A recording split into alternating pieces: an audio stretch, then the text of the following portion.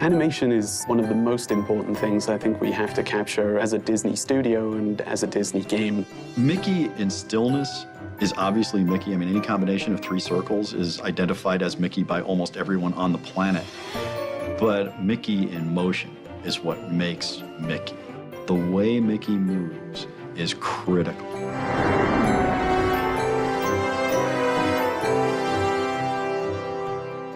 Boy, did everybody here watch a lot of cartoons. We have all of the Mickey cartoons, all the Oswald cartoons, and all the features. And we would sit here and watch them over lunch and talk about what made them special and what made them great and what elements we wanted to incorporate into the game.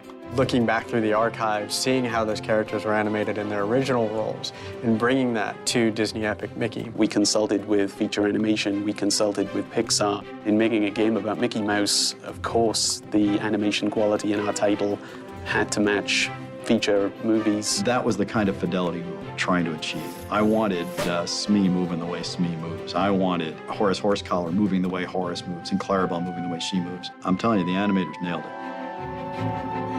Disney has a series of lectures all the way from, some of the 9 old men up to the present. We have access to all of those, so we could learn from the masters. We had access to some of the most senior animators at Disney Feature Animation, and trust me, they critiqued our animations. There was a level of detail that those guys can get to about specific animations that I had never seen in my life, and I've been working with animators, for 30 plus years.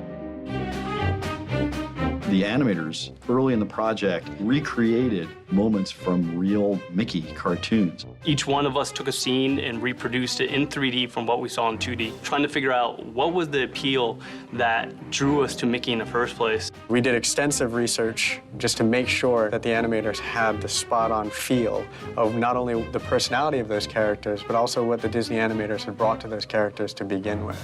Why did they rotate his ears this way? Why did they turn his head and cock his head this way? How do we take that and then find a balance that would work well in 3D?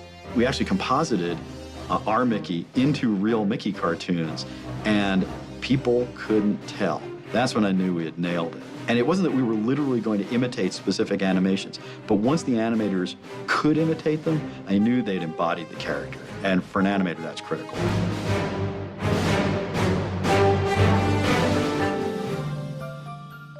There are clearly differences in a medium where you have 24 frames a second, and you can spend 24 hours rendering 1 second of screen time, and a medium where you're trying to do 30 frames a second and render them in real time. In a game, we have completely different constraints. We're about repeated actions. We are all about magic moments, but they're magic moments that players create by combining those repeated actions in different ways in different contexts. I have a designer I work with closely who keeps me on my toes and makes sure that I'm not putting too much into my animation that would take away from the player's experience. It's this exquisite balancing act between beautiful animation, expressive, emotion-filled, communicative animation, and player control.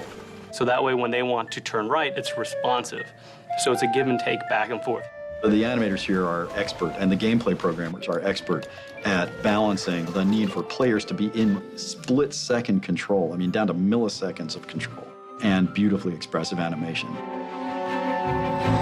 When we go back and we talk about remembering these characters, we wanted them to be remembered in the light that they were originally introduced. The animators on this team did a great job in bringing that to the game and to the player. I look at the game and I just think we've captured the essence of Disney animation in a game.